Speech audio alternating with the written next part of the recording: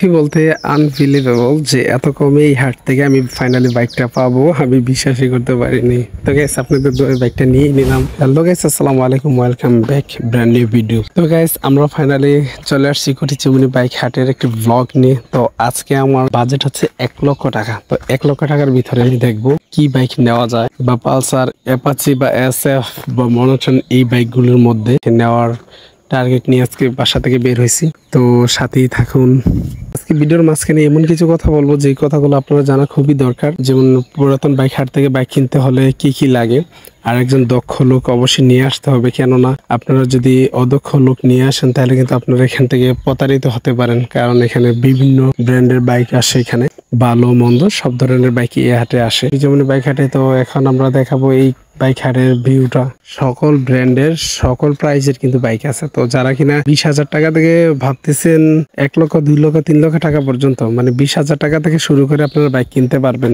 বিভিন্ন প্রাইজের কিন্তু এখানে বাইক আছে। আপনারা তো প্রাইস নিয়ে কোনো প্যারাই পড়তে হবে না। আর এখানে এসে দেখে শুনে, মানে যতটুকুই মনে হইতেছে যে বাইকের প্রাইস যে খুব একটা বেশি তা না। তো আজকের 1,00,000 টাকা বাজেটের দেখি সবচেয়ে বেস্ট বাইকটা নেওয়ার ট্রাই করব। তো সাথেই থাকুন, দেখতে থাকুন। অনেক খোঁজাখুঁজির পর তারপর এই অ্যাপাচি আরটিআরটা দেখতেছি। অ্যাপাচি আরটিআর বাইকটা কিন্তু আমার কাছে খুবই ভালো লাগছে এবং ফ্রেশ আছে কন্ডিশনগুলো। তো এক পর্যায়ে দামাদামির শেষে বাইকটির দাম নির্ধারণ করা হয়েছে 80,000 টাকা। তো দেখতেই পাচ্ছেন যে বাইকটা আসলে ফ্রেশ আর কন্ডিশনটা আমার কাছে এত ভালো লাগছে। আর অ্যাপাচি আরটিআর এই ব্লু কালারটা তো খুবই ডিমান্ড, আপনারা সকলেই জানেন। বাইকটা আসলে আমার কাছে খুব ভালো লাগছে। তো ওইখানে আবার দামাদামির অপশন আছে। তো আমরা দামাদামির এক পর্যায়ে বাইকটি প্রায় নিয়েই নিছি। তো বাইকটির ইঞ্জিন সাউন্ড গুলা শুনে আমার কাছে মনে হয়েছে যে না, বাইকটাতে একটা সমস্যা আছে। তো বাইকটা আমরা স্কিপ করি, যে বাইকটা নেওয়া যাবে না। তো আমরা অন্যদিকে ট্রাই করলাম। তো গাইস অনেক খোঁজাখুঁজির পরে আজকে মনে হয়েছিল যে না, আর বাইক নিতেই পারবো না। তো এক পর্যায়ে দেখি যে গেছে এই SF বাইকটা সামনে পড়লো, ব্ল্যাক কালারের SF। তো এটার প্রাইস নির্ধারণ করা হচ্ছে 1,40,000 টাকা। তো আমার বাজেট তো আজকে প্ল্যান করছি যে 1,00,000 টাকার মধ্যে বাইক নেব।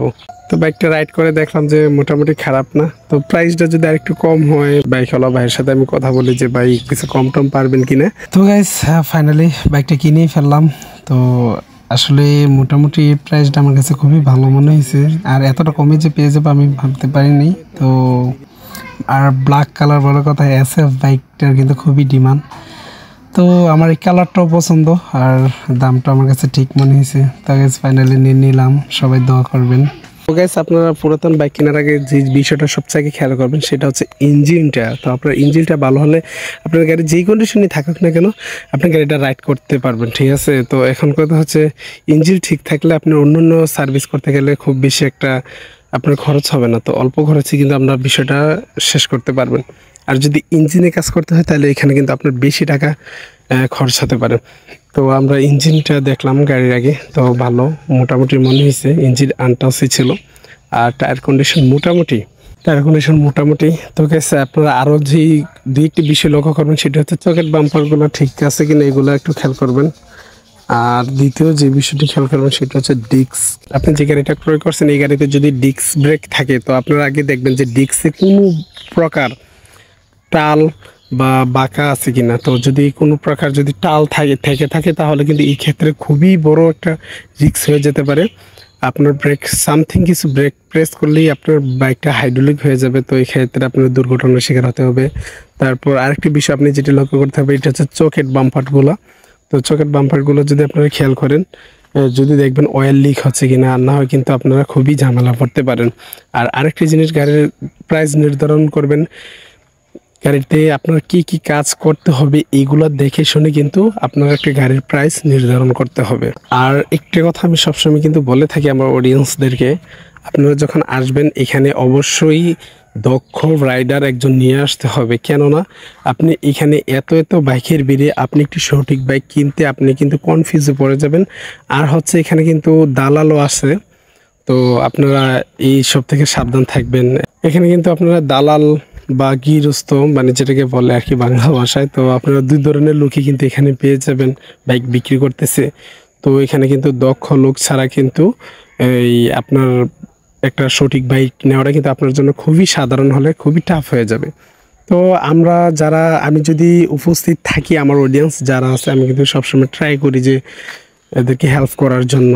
অনেকে বলে ভাই আপনি হাটে থাকেন কিনা বা হেল্প করবেন কিনা, অনেকে বলে থাকে। তো আসলে আমি যদি উপস্থিত থাকি বা আমাকে যদি আগে জানিয়ে দেওয়া হয়, আমি কিন্তু চেষ্টা করি আমার অডিয়েন্সদেরকে হেল্প করার জন্য। আর আমি যদি উপস্থিত না থাকি বা কোনো কাজে ব্যস্ত থাকি, তাহলে তো সম্ভব হয় না। তো সবার ক্ষেত্রে এই রিকোয়েস্টটা কিন্তু আমি রাখতে পারি না, এই জন্য সরি। আর আমার অডিয়েন্স যারা যদি আমাকে কেউ চিনে থাকেন, তো অবশ্যই আমি চেষ্টা করব হেল্প করার জন্য। তো থ্যাংক ইউ, আজকে এই পর্যন্ত ভিডিও। সবাই ভালো থাকবেন, আল্লাহ হাফিজ।